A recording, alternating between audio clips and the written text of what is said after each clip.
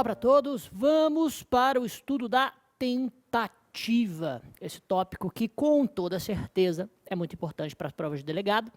Na última prova de delegado de Polícia Federal, mais de uma questão abordou direto ou indiretamente o tema, e também o tópico já foi ventilado até em questão discursiva ou em tópicos de prova oral, da prova de DPF. O que exatamente é a tentativa? Vamos a um conceito. E sim, conceituar a tentativa não é simplesmente ler o artigo 14, inciso 2. Claramente não é o que muitos examinadores querem de você. Com essa noção básica, você consegue caminhar pelo Instituto e ter raciocínio jurídico pelos temas mais relevantes. Podemos conceituar a tentativa de 3 formas diferentes. A primeira das conceituações diz respeito à tentativa para a teoria do crime. A tentativa para a teoria do crime nada mais é do que uma hipótese de tipicidade indireta. Ou, se você quiser ser um pouco mais técnico, você diz que tentativa é uma hipótese de adequação típica por subordinação imediata, possibilitada por uma norma de extensão temporal da tipicidade penal. Eu vou explicar esta frase que parece complicar algo que é simples, mas, na verdade, você só compreende de verdade quando conseguir caminhar por essas definições. Tentativa é uma hipótese de tipicidade indireta, ou, eu disse, uma hipótese de adequação típica por subordinação mediata, possibilitada por uma norma de extensão temporal da tipicidade penal. Vamos entender. O que é tipicidade formal? Tipicidade formal é um conceito que diz respeito ao juízo de subsunção entre a conduta e os elementos que definem o tipo penal. Então, a tipicidade é um juízo de encaixe, um juízo de subsunção. Subsumir é encaixar algo menor em algo maior do qual este faz parte. Um quebra-cabeça é construído a partir da subsunção das peças no todo que vai formando a imagem da caixa. O princípio da legalidade, em todas as suas diretrizes, exige lei escrita, estrita, prévia e certa para a criminalização de condutas.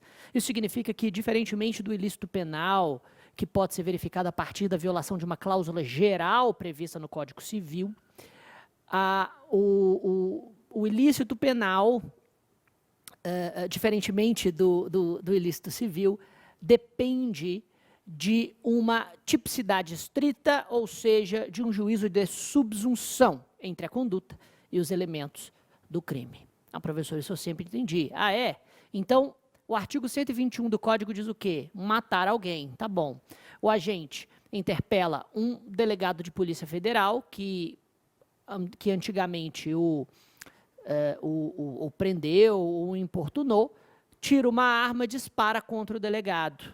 O delegado fica ferido, o indivíduo ele é preso antes de fazer o segundo disparo, desarmado por um dos agentes.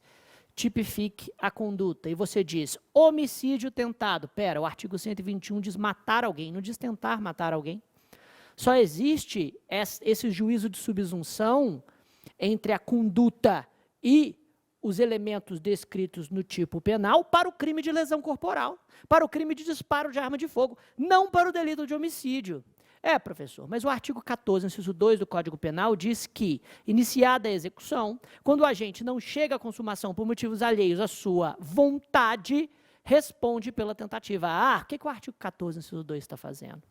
Ele está alargando a moldura reitora do tipo penal. O tipo penal é um modelo abstrato de conduta proibida sob ameaça de pena.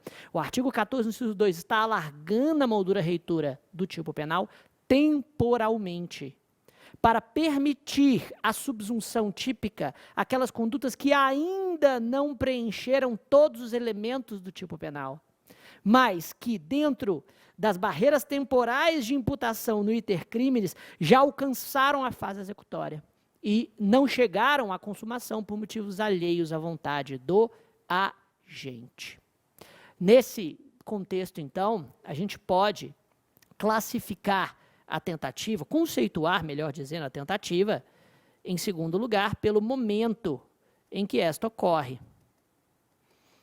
Se para a teoria do crime trata-se de uma hipótese de tipicidade indireta, quanto ao momento em que ela ocorre, nós temos a tentativa quando, após iniciar a fase executória, não chega o agente à consumação por motivos alheios à sua vontade, como diz o artigo 14, inciso 2. Nesse contexto, a sua conduta receberá, por conta de uma norma de extensão da tipicidade penal, a qualidade de conduta típica e, portanto, provavelmente ilícita e culpável, podendo assim ser considerada criminosa.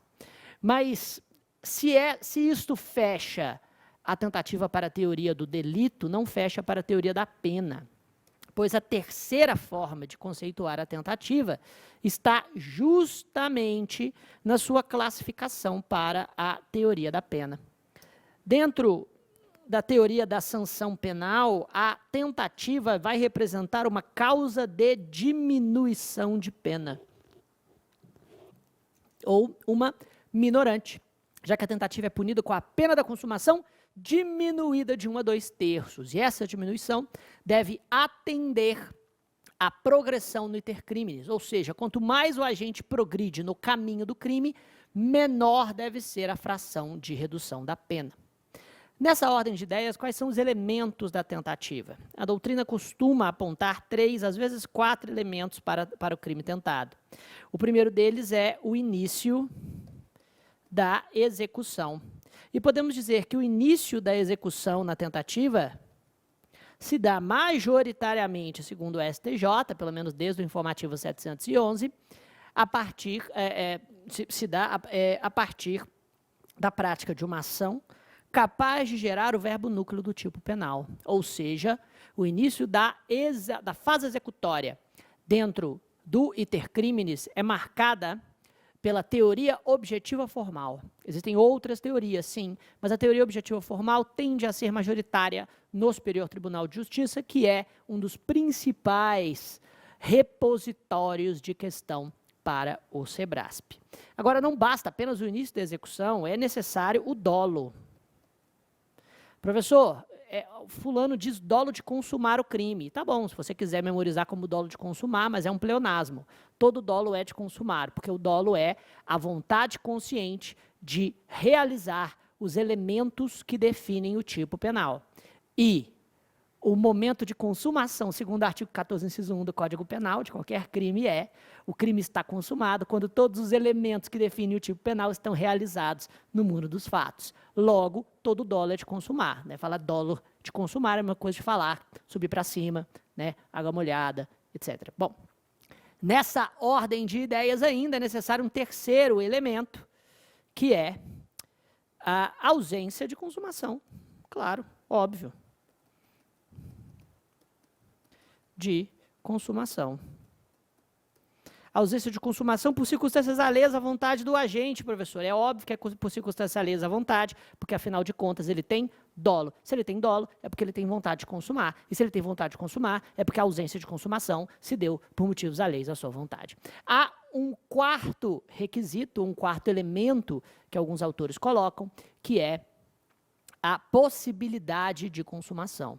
A consumação deve ser possível, ainda que de forma relativa ou remota. E eu concordo com esses autores, como Rogério Sanches Cunha, porque a ausência de possibilidade de consumação vai levar a um crime impossível. E o crime impossível, que estudaremos em um bloco futuro, que já foi objeto de questão discursiva da prova de DPF, leva à atipicidade da conduta. Para terminar esse bloco, vamos para um ponto muito importante de ser estudado, que são os crimes que não permitem a tentativa. Quais são eles? Primeiro, não permitem a tentativa os crimes culposos, porque, afinal de contas, é necessário dolo para se ter a tentativa, já que a consumação não pode se dar por motivos alheios à vontade do agente, e dolo é consciência mais vontade. É verdade que na chamada culpa imprópria é possível que a figura tentada exista, mas isso é porque na culpa imprópria nós não temos culpa, né, em sentido técnico. Nós temos um dolo que é tratado pelo Código, no artigo 20, parágrafo 1º, como crime culposo, né? Por isso que é imprópria, porque é um dolo tratado como culpa. Já as contravenções penais também não cabem à tentativa, segundo o artigo 4º da Lei de Contravenções Penais. Crimes habituais é um tanto quanto polêmico. A doutrina majoritária afirma que, como nos crimes habituais é necessário uma repetição, uma reiteração de determinada atividade, não há espaço para a figura tentada. Isso porque ou a reiteração percebe-se na prática e por isso o crime já está consumado, ou a reiteração não se percebe na prática e por isso a conduta é penalmente irrelevante. Leva esse entendimento para a prova objetiva. Há alguns autores que discordam, como Rogério Greco, mas eles são muito minoritários. Os crimes omissivos próprios também não são compatíveis com a figura tentada. Mais uma vez, há uma certa polêmica. Zaffaroni é um dos únicos autores da América Latina que nunca observaram a lógica da afirmação que eu vou fazer agora. Entretanto, essa afirmação é válida para o SEBRASP. Todo crime omissivo próprio, ou seja, todo aquele crime no qual o próprio tipo penal descreve uma conduta omissiva, é unissubsistente, ou seja, todo crime omissivo próprio se consuma com a mera omissão, independentemente de qualquer resultado. Logo, por ser unissubsistente, o crime omissivo próprio é incompatível com a tentativa. E o que é um crime unissubsistente? É aquele no qual é impossível separar a execução da consumação. Um só ato de execução já leva à consumação do crime. Já os crimes pré-ter-dolosos são aqueles em que há dolo na conduta, culpa no resultado. E no pré-ter-dolo, como o resultado é obtido através de culpa, não há que se falar em tentativa, pelo mesmo motivo que também não há tentativa nos crimes culposos. E, finalmente, os chamados crimes de empreendimento ou de atentado são aqueles nos quais o tipo penal pune a tentativa com a pena da consumação, como, por exemplo, o crime do artigo 352 do Código Penal, no qual a tentativa de fuga de uma cadeia, de uma penitenciária, utilizando-se de violência contra a pessoa, já é punida com a pena da consumação, ou o crime de tentativa de golpe de Estado. Isso finaliza o nosso bloco. Um abraço, até a próxima.